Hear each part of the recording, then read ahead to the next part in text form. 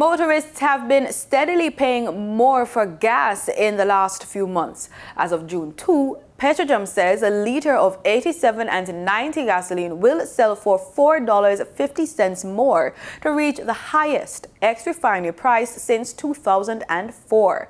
Authorities have been working to ease the pressure on public passenger vehicle operators.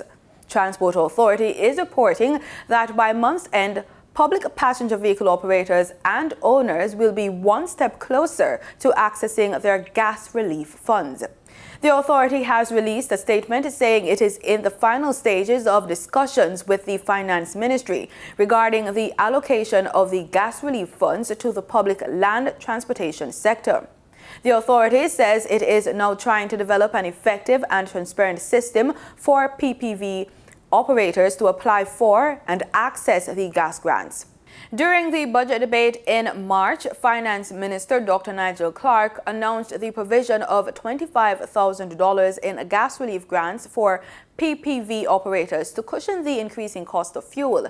This program, which will cost the state $600 million, forms part of government's overall social assistance support of $3.7 billion.